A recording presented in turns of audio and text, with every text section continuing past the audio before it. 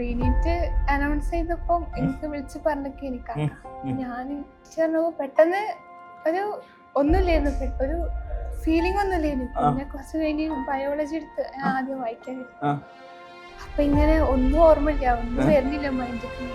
കുറെ സങ്കടമായി, കരച്ചിലൊക്കെ വന്നു. പിന്നെ എക്സാമിന് 2-3 ദിവസം മുന്നൊക്കെയാണ് ടെൻഷൻ വരാൻ തുടങ്ങിയത്. കഴിഞ്ഞ ഇതിൽ മാർക്ക് ഉള്ളത് കൊണ്ട് ഞാൻ അത് കിട്ടുമോ, അത് കിട്ടുമോ, അതിനേക്കാൾ കൂടുതൽ കിട്ടിയാൽ മതി, അങ്ങനെയൊക്കെ ഒരു ഇതുണ്ടാവുമല്ലോ. അങ്ങനെ ഒരു ടെൻഷൻ എനിക്ക് കഴിഞ്ഞ ഇതിലും മാർക്കും ഇതും കൂടി കമ്പയർ ചെയ്ത് ഈ എക്സാം എഴുതി കഴിഞ്ഞപ്പോൾ എനിക്ക് അതിന് എനിക്ക് കഴിഞ്ഞതിൽ ഇത്ര മാർക്ക് ഉണ്ടെങ്കിൽ ഇതിലെന്തായാലും കുറയുമെന്നുള്ള ടെൻഷൻ. 2ാമത്തെ റൗണ്ടില് ചെയ്തു പോയി. 3ാമത്തെ റൗണ്ട് വന്നപ്പോൾ ഫിസിക്സ് നോക്കിയപ്പോൾ കുറെ ലെഫ്റ്റ്. അപ്പൊ ഞാനൊന്ന് പാനിക്കായി. പൊതുവെ ഞാൻ ഫുൾ അറ്റൻഡ് ചെയ്യുന്ന ആളാണ്, 180 അറ്റൻഡ് ചെയ്യാറുണ്ട്, എന്നെ കൊണ്ട് പറ്റുന്നില്ല. പക്ഷേ ഇതിലങ്ങനെ പറ്റാത്തപ്പോ. ഹായ് ഓൾ, ഈ കഴിഞ്ഞ നീറ്റ് എക്സാം, അതായത് ക്യാൻസലായ നീറ്റ് എക്സാമിൽ 710 വാങ്ങിച്ചിരിക്കുന്ന ഇൽഫത്താണ് നമ്മളെ മുന്നിലിരിക്കുന്നത്. ഞാൻ ആ 710 എന്ന് പറയാനുള്ള കാരണം, നമ്മുടെ യൂട്യൂബിലൊക്കെ ക്വസ്റ്റ്യൻ പേപ്പർ ചോർന്ന സമയത്ത് ഈ പറഞ്ഞിരിക്കുന്ന മാർക്കിന് അന്വേഷണം നടത്തണം എന്നൊക്കെ പറഞ്ഞിട്ടുണ്ടായിരുന്നു. അപ്പോൾ അന്ന് മുതൽ തന്നെ ഇൽഫത്തിന് നല്ല വാശിയായിരുന്നു നല്ലൊരു മാർക്കിൽ എത്തണം എന്നുള്ളത്, അല്ലേ? എന്ത് തോന്നുന്നു ഇപ്പൊ ഉള്ള നീറ്റ് എക്സാം കഴിഞ്ഞിരിക്കുമ്പോ? എക്സാം ടഫായിരുന്നു, കുഴപ്പമില്ലാണ്ട് സ്കോർ ചെയ്യാനൊക്കെ പറ്റിയിട്ടുണ്ട്. നിങ്ങൾക്കറിയാം ടഫർ ആയിട്ടുള്ള എക്സാം ആണ്. എത്രത്തോളം നല്ല സ്കോറാണ് എന്നുള്ളത് നമുക്ക് അറിഞ്ഞുകൂടാ. ബട്ട് സ്റ്റിൽ കഴിഞ്ഞ 710 ഒരു തിളക്കമാർന്ന ഒരു മാർക്ക് തന്നെ എത്തിയിട്ടുണ്ട് എന്നുള്ളതാണ്. എങ്ങനെയായിരുന്നു ആ ജേണി? മേ ബി നല്ലൊരു സന്തോഷത്തിലാണ് അന്ന് പഠനമൊക്കെ നിർത്തിയിട്ടുണ്ടായിരുന്നു, അല്ലേ? അതിനുശേഷം എന്തൊക്കെ സംഭവിച്ചു? റീനീറ്റ് അനൗൺസ് ചെയ്തപ്പോ എനിക്ക് വിളിച്ച് പറഞ്ഞൊക്കെ എനിക്കാക്കാം ഞാൻ പെട്ടെന്ന് ഒരു ഒന്നുമില്ലായിരുന്നു, ഒരു ഫീലിംഗ് ഒന്നുമില്ലായിരുന്നു. പിന്നെ കുറച്ച് കഴിഞ്ഞ് ബയോളജി എടുത്ത് ഞാൻ ആദ്യം വായിക്കാൻ, അപ്പൊ ഇങ്ങനെ ഒന്നും ഓർമ്മയില്ല, ഒന്നും വരുന്നില്ല മൈൻഡിലേക്ക്. അങ്ങനെ കുറെ സങ്കടമായി, കരച്ചിലൊക്കെ വന്നു. വന്നിട്ടുള്ളൂ കരഞ്ഞോ? വല്ലാണ്ട് കരഞ്ഞിട്ടില്ല, കരഞ്ഞിട്ടുണ്ടായിരുന്നു. പിന്നെ പെട്ടെന്ന് തന്നെ നമ്മള് ഹോസ്റ്റലിലേക്ക് തിരിച്ചു വിളിച്ച് എല്ലാരും അവസ്ഥ ഏകദേശം ഒരേപോലെ തന്നെ. പിന്നെ ഹോസ്റ്റലായപ്പം എല്ലാരും ഒറ്റ രീതിയിൽ ഒറ്റ സ്ട്രെച്ചിൽ ഇരുന്ന് ഇങ്ങനെ പഠിക്കാം. അപ്പൊ നമ്മളും അതിന്റെ കൂടെ ഇരുന്ന് ഇനീഷ്യലി നല്ല ബുദ്ധിമുട്ടുണ്ടായിരുന്നു. എക്സാം കഴിഞ്ഞ ആ ബുക്കൊക്കെ ഡംപ് ചെയ്തിരുന്നോ, കൊടുത്തിരുന്നോ? എന്താണ്? ഇല്ല, ഞാൻ പെട്ടിയിലേക്ക് എടുത്ത് വെച്ചിട്ടുണ്ടായിരുന്നു. ആരെങ്കിലും കൊടുക്കാന്ന് ഇട്ടിട്ടുണ്ടായിരുന്നോ? കസിന് കൊടുക്കാന്നൊക്കെ വെച്ചാൽ ഭാഗ്യത്തിന് കൊടുത്തിട്ടില്ല, അതുകൊണ്ട് അത് വെച്ച് സ്റ്റാർട്ട് ചെയ്യാൻ പറ്റി. എത്ര ഡിഫിക്കൽട്ട് ആയിരുന്നു എനിക്കറിയാമോ. ഇന്ന് നീറ്റ് കഴിഞ്ഞു, വിഷമത്തിലിരിക്കുന്ന അല്ലെങ്കിൽ സന്തോഷത്തിലിരിക്കുന്ന സമയം അത് ക്യാൻസൽ ചെയ്തു. പിന്നെയുള്ള ആ 2ാമത് പിക്ക് ചെയ്യാൻ എത്രത്തോളം ബുദ്ധിമുട്ടുണ്ടായിരുന്നു? പിക്ക് ചെയ്യാൻ നല്ല ബുദ്ധിമുട്ടില്ല, കാരണം മൊത്തത്തിൽ സ്റ്റോപ്പ് ചെയ്തിനി. നമ്മള് എന്റെ ഇഷ്ടപ്പെട്ട കാര്യങ്ങളിലൊക്കെ തിരിഞ്ഞിനി. പിന്നെ ഇതൊരു റിയാലിറ്റിയാണ്, നമുക്ക് അതെന്തായാലും ചെയ്തേ പറ്റുള്ളൂ എന്ന് തോന്നിയപ്പോ ഇത് മൈൻഡിനോട് ഞാൻ തന്നെ അത് പറഞ്ഞ്. എത്രത്തോളം ക്വസ്റ്റ്യൻസ് ഈ രീതിയിൽ അറ്റൻഡ് ചെയ്തിട്ടുണ്ടായിരുന്നു ഈ എക്സാമിൽ? 170. 3 ക്വസ്റ്റ്യൻസേ വിട്ടുള്ളൂ. ഏതൊക്കെ സബ്ജക്റ്റാണ് വിട്ടു? ഞാൻ ലീവ് ചെയ്ത ഫിസിക്സ് മാത്രം. എക്സാം എഴുതുന്ന സമയത്ത് തന്നെ ടഫ് എന്നുള്ള ഫീലിംഗ് ഉണ്ടായിരുന്നു, അല്ലെങ്കിൽ കഴിഞ്ഞ് പുറത്തിറങ്ങിയപ്പം കേട്ടതാണോ? അല്ലല്ല, ഞാൻ ഫസ്റ്റ് റൗണ്ട് നമ്മൾ റൗണ്ട് ചെയ്യുമ്പോൾ ഫസ്റ്റ് റൗണ്ട് ഇങ്ങനെ കുഴപ്പമില്ല, ടഫുള്ളൊക്കെ റൗണ്ട് ചെയ്തു പോയി. പൊതുവെ അങ്ങനെ ചെയ്യല്. അപ്പൊ എനിക്കങ്ങനെ ഞാൻ പൊതുവെ ചെയ്യുന്ന ഒരു കാര്യമായതുകൊണ്ട് എനിക്ക് അങ്ങനെ വലിയ ഫീൽ ഒന്നും തോന്നിയില്ല. ഇങ്ങനെ ചെയ്തു പോയി. 2ാമത്തെ റൗണ്ടില് ചെയ്തു പോയി. 3ാമത്തെ റൗണ്ട് വന്നപ്പോഴും ഫിസിക്സ് നോക്കിയപ്പോ കുറെ ലെഫ്റ്റ്. അപ്പൊ ടഫുള്ള, അപ്പൊ ഞാനൊന്ന് പാനിക്കായി കുറെ കണ്ടപ്പോ. പിന്നെ ടൈം ഇങ്ങനെ ഒരു 4:30ക്കാണ് ഞാൻ 3ാമത്തെ റൗണ്ട് തുടങ്ങിയത്. അപ്പൊ പിന്നെ ഇത്ര തോന്നെ ലെഫ്റ്റ് കണ്ടപ്പോ കെമിസ്ട്രിയിൽ 2-3 ക്വസ്റ്റ്യൻസ് ഉണ്ടായി. അപ്പൊ ഞാനൊന്ന് ടെൻഷനായി. പിന്നെ എന്തായാലും ടൈം റിമൈനിങ് ഉണ്ടായിരുന്ന സമയത്ത് ടെൻഷനായി എന്ന് പറയുന്ന സമയത്ത് 3 മണിക്കൂർ ഉണ്ടായി.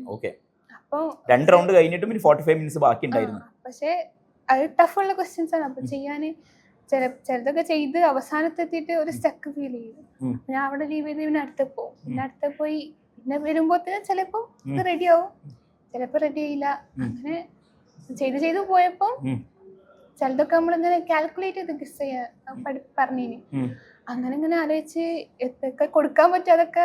ഫിസിക്സിൽ എത്ര ശരിയാക്കിയിട്ടുണ്ട്? 43 ക്വസ്റ്റ്യൻസ് റെഡി ആക്കിയിട്ടുണ്ട്. അല്ലല്ല, ടെൻഷനായി. ഞാൻ പറഞ്ഞല്ലോ എക്സാം കഴിഞ്ഞ ഉടനെ എന്താ പറയാ ഈ ബാലപീഠനം എന്നൊക്കെ പറഞ്ഞതുപോലെയാണ് ഈ സമയത്ത് തന്നെയാണ് കുട്ടികളെ ഇന്റർവ്യൂ എടുക്കുന്നത്. അപ്പോൾ ബട്ട് കഴിഞ്ഞ അടുത്ത വർഷത്തേക്ക് പ്രിപ്പയർ ചെയ്യുന്ന കുട്ടികൾക്ക് ഒരു ഓറിയന്റേഷൻ കിട്ടുക എന്നുള്ളതാണ് എൻ്റെ ഒരു ഉദ്ദേശം കിടക്കുന്നത്. എനിക്ക് തോന്നുന്നു കഴിഞ്ഞ ബയോളജിയിൽ ഫുൾ മാർക്ക് വാങ്ങിച്ചതായിരുന്നു. ബയോളജി ഫുൾ മാർക്ക് വാങ്ങിച്ചിട്ടുണ്ടായിരുന്നു. ഇപ്പൊ എങ്ങനെയുണ്ട് ബയോളജിയിൽ? ഒരു തെറ്റും. ബയോളജി ടോട്ടലി എങ്ങനെയാണ് പേപ്പറിന്റെ ഒരു സെറ്റിംഗ് കണ്ടു തോന്നിയത്? എനിക്ക് ഫിസിക്സ് കെമിസ്ട്രി കഴിഞ്ഞ് വന്നപ്പോൾ ബയോളജി കുറച്ചും കൂടി ഈസി ആയിട്ടാണ് തോന്നി. കാരണം കുറെ വൺ വേർഡ് ടൈപ്പ് സ്റ്റേറ്റ്മെന്റ്സ് ഒക്കെ ഭയങ്കര കുറവായിരുന്നു. പിന്നെ അവസാനത്തിൽ 2 അസേഷൻ റീസൺ ആണ് പിന്നെ ഒരു പ്രശ്നം വന്നത്. ബാക്കി ഓവറോൾ എനിക്ക് കുഴപ്പമില്ല. ഒറ്റ സ്ട്രക്ചർ ചെയ്തത് ബയോ മാത്രം. ആൻഡ് മേ ബി ഇതേപോലെ നെക്സ്റ്റ് ഇയറിലേക്ക് പ്രിപ്പറേഷൻ തുടങ്ങിയ ആളുകളുണ്ടാവും. എനിക്കറിയാം ഇതിന്റെ റിസൾട്ട് വന്നിട്ടില്ല, മാർക്ക് മാത്രമേ ഉള്ളൂ, വർക്ക് എടുത്തിട്ടുണ്ട് അല്ലേ, നന്നായി പണി എടുത്തിട്ടുണ്ട്. അപ്പോൾ വരാൻ പോകുന്ന പിള്ളേരോട് എന്താണ് പറയാനുള്ളത്? മീൻസ് ഇനി പ്രിപ്പറേഷന് വേണ്ടി ഇരിക്കാൻ പോകുന്നത് മേ ബി ആൾറെഡി സ്റ്റാർട്ട് ചെയ്തിട്ടുണ്ടോ? നിങ്ങൾ നമുക്ക് ചെയ്യാനുള്ളതൊക്കെ ചെയ്യാം. മാക്സിമം നമുക്ക് ഒരു ദിവസം എന്താണോ ചെയ്യാനുള്ളത് അത് ഇങ്ങനെ ചെയ്തു പോവാം. കുറെ പ്രശ്നങ്ങളൊക്കെ ഉണ്ടാവും, പക്ഷെ പ്രശ്നങ്ങള് ഇവിടുത്തെ പ്രത്യേകത പ്രശ്നങ്ങൾ ആദ്യം നമുക്ക് തരും. ഇങ്ങനത്തൊക്കെയാണ് പ്രശ്നം, അതുകൊണ്ട് നിങ്ങൾ ഇങ്ങനെ ചെയ്താൽ മതി, നമുക്ക് ഓൾറെഡി തരും. അപ്പൊ നമ്മളോട് എന്താണോ പറയുന്നത് അത് ചെയ്തു പോയാൽ മതി. വേറെ പ്രത്യേകിച്ച് നമ്മൾ ആഷിഖ് സാർ മോർണിംഗ് മീറ്റിംഗിൽ പ്രശ്നങ്ങൾ ആദ്യം തന്നെ അഡ്രസ് ചെയ്ത് ലിസ്റ്റ് ചെയ്ത് കൈ തരും. ഈ പ്രശ്നങ്ങൾ ഇനി പറയരുത് എന്ന് പറയുമല്ലേ? ഇത് നിങ്ങൾക്ക് ഇനി വരാൻ പോണതാണ്, ഇനി അപ്പൊ നിങ്ങൾ ഇങ്ങനെയൊക്കെ ചെയ്താൽ മതി. അപ്പൊ നമ്മളിങ്ങനെ ചെയ്ത് പോയാൽ മതി. വേറെ ഈ റീനീറ്റിനൊക്കെ പഠിക്കുമ്പോൾ ലാസ്റ്റിലേക്ക് ഉണ്ടായ ഫീലിംഗ് എന്തായിരുന്നു? പണ്ടത്തെ പെർഫോമൻസ് കൊണ്ടുവരാൻ പറ്റുമോ എന്നുള്ളത് പോലത്തെ ഒരു ഭയങ്കര കൺഫ്യൂഷൻ ഉണ്ടായിരുന്നില്ലേ ആക്ച്വലി?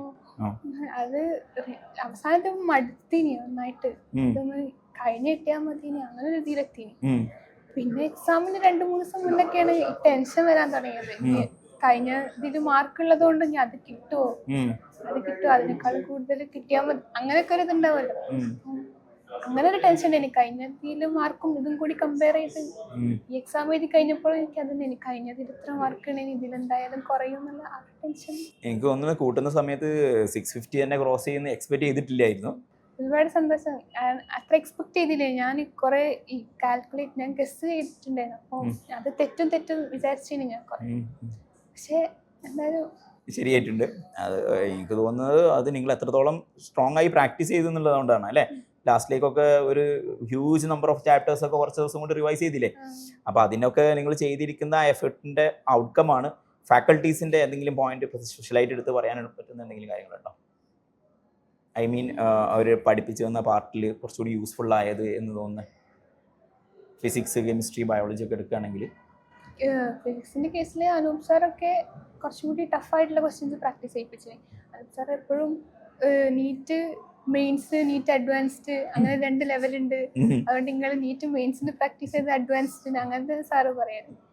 ഞാൻ സ്പെസിഫിക്കലി അതന്നെ ഉദ്ദേശിച്ചത്. അനൂപ് സാറ് എക്സാം പേപ്പർ കണ്ടപ്പോൾ തന്നെ പറഞ്ഞിട്ട് സാറേ സന്തോഷമായിട്ടുണ്ട്, ഞാൻ ടഫർ വരും എന്ന് പറഞ്ഞ് പഠിപ്പിച്ച ക്വസ്റ്റ്യൻസ് അതേ പാറ്റേണിൽ വന്നിട്ടുണ്ട് എന്ന് അനൂപ് സാർ തന്നെ പറഞ്ഞിട്ടുണ്ട് അല്ലേ? പിന്നെ അഷ്റഫ് സാറ് ഈ റീനീറ്റിന്റെ ക്വസ്റ്റ്യൻസ് അഷ്റഫ് സാർ അത് ഭയങ്കര ലെവലേ. ചിലതൊക്കെ നമുക്ക് തന്നെ ഓർഗാനിക്കിൽ ഇങ്ങനെയൊക്കെ തോന്നിനി. പിന്നെ ഇപ്രാവശ്യത്തെ ഓർഗാനിക് പുതിയ ഞാൻ ഇതുവരെ കാണാത്ത ക്വസ്റ്റ്യൻസ് ഒക്കെ.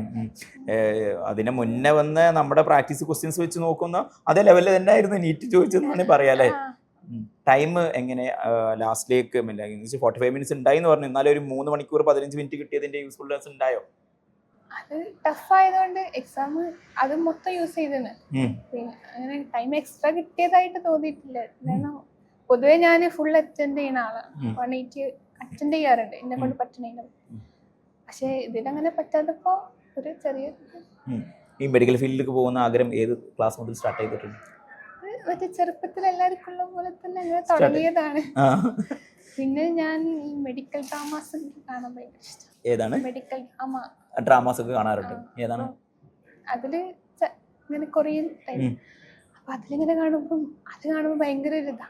അപ്പൊ ഞാൻ എന്തായാലും തീരുമാനിച്ചിരിക്കണ്ടായിരുന്നു. ഓക്കെ, ഒരു ഫൈനൽ ക്വസ്റ്റ്യൻ ചോദിക്കുകയാണെങ്കിൽ എന്നിട്ട് എന്തിന് ഡോക്ടർ ആവാനാണ് താല്പര്യം?